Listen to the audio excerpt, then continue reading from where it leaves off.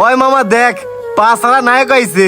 আমি মামা চিন্তায় পাচ্ছি না, ওর পা নাই, পা ছাড়া চলবো কেমনে, চলে ফিরে খাইবো কেমনে? ওর টেনশন থাকবো কই থেকে? ওই তো বউয়ের ইনকাম খায়। বউ কষ্ট করে সারা মাস কাজ করে যে টাকা পায় সে টাকা দিয়ে সংসার চলে। আর হে টুটু কোম্পানির ম্যানেজারের মতো ড্যাং ড্যাঙে ঘুরে।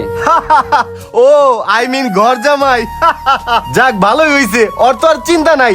আল্লাহ ওর পা নিছে, একদিকটা ভালোই করছে। ওর কোনো কাজ কাম করা লাগবো না, বউ ইনকাম করে নিয়ে আইবো আর ও বইসা বইসা ড্যাং ড্যাঙে খাইবো। ল মামা জায়গা।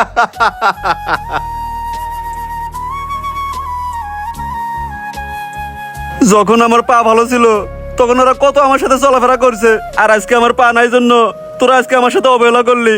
হায় রে মানুষ, আল্লাহ তোদের সবাইকে হিদায়েত করুক। ভাই একটা চা দেন।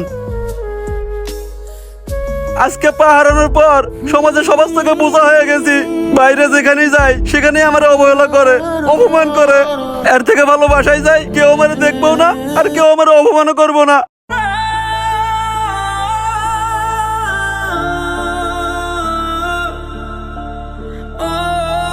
এই রেহেনা, তুমি কাপড় চোপড় গোছাইয়া কই যাও? তোমার এত কিছু জানা লাগবো না, তুমি চুপ করে বসে থাকো।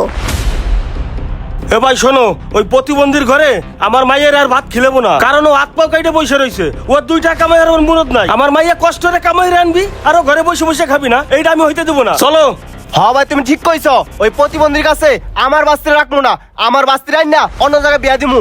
হ আব্বা, তুমি ঠিকই কইছো। ওই প্রতিবন্ধীর বাচ্চার কত বড় সাহস, ঘরে বয়ে বয়ে খায় আর আমার বইনেরে গার্মেন্টসে পাঠায় চাকরি করবার লাইগা। আজকের মধ্যে আমার বইনেরে নিয়ে পড়মু, চলো। হ্যাঁ চলো ভাই। চলো। রিহানা, এ রিহানা, তাড়াতাড়ি বাইরে আয়। ওই যে আব্বা আইছে, তুমি তোমার মতো থাকো, আমি যাই। রেহেনা আমার থিয়ে চলে যাইতেছে। রেহেনা কই যায় দেখি, যাই তো। ওই রেহেনা, আরে আব্বা আপনি রেহেনারে নিয়ে কই যান? রিহানারে নিয়ে কই যাইতেছি তুমি টের পাও না? তোর ভাত আর রিহানারে খাওয়াবো না, তুই হাত পাও কাইটে ঘরে বসে থাকবি। আমার মাইয়া গার্মেন্টস ঠাপাই এসে তোরে দিবি আর তুই বসে বসে খাবি না। আমার মাইয়ার তোর সংসার করবি না। আমার মাইয়ের বিয়ের বস আছে, আমার মাইয়ের নিয়ে অন্য জায়গায় বিয়ে দিব, তোর ভাত খিলেবো না। আরে আব্বা, আপনি এই কথা কইতে পারলেন? আমি যখন ভালো ছিলাম